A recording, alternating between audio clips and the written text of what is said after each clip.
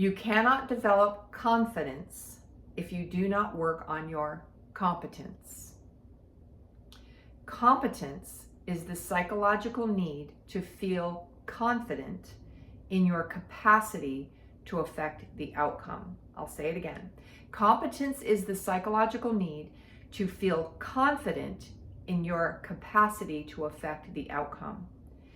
You need to be very clear on what the outcome is that you really want, and then write it down. Measurable if you can, a measurable plan for how to get there. Although, side note, don't get hung up on the measurable. Sometimes that stops people. Just use a little common sense sometimes. For example, I want to publish books. That's the outcome that I want. If I write every day, I am more likely to get a book published. If I don't write every day, my chances are pretty darn slim. Do I have confidence writing every day will lead me to getting a book published? In other words, do I have confidence in my capacity to affect the outcome of a book published under any circumstances, whether I write or not? I have very little confidence in that outcome. But the only chance I have of gaining confidence in that outcome is to write every day. That's the step that must be done. It's the step I decided must be done. It's not a step to be debated when the alarm rings. It's just done no matter how I feel. The more I write, the more confidence I can build in my ability to write, which improves my ability to affect the outcome. I've met a lot of people who say they want to improve their health and fitness level. They have failed over the years to achieve that level of fitness that they want to achieve for several reasons. But one of them, I guarantee, has to do with this rule of competence. They do not have the confidence in their capacity to affect the outcome. Things like, I don't have time. I don't know what to do. I don't want to get injured. No one wants to do this with me. My family loves junk food. I hate exercise.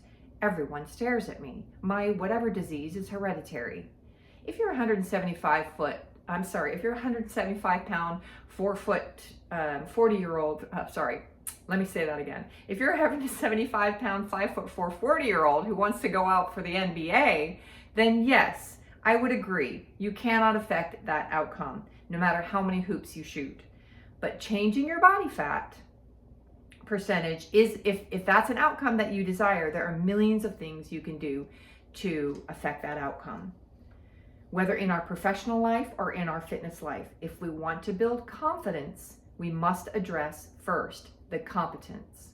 Simply put, here's the list. Number 1, decide the outcome you want. So important, I cannot overemphasize that. Decide the outcome that you want. Decide the measurable steps you will take to get that outcome.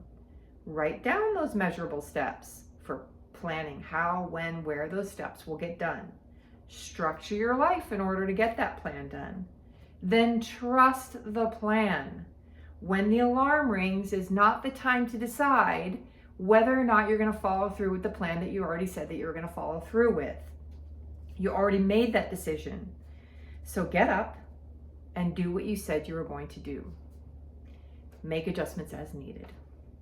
Confidence is built by accomplishing the things that you said you were going to accomplish in order to affect an outcome you say you want to affect. I hope that helps.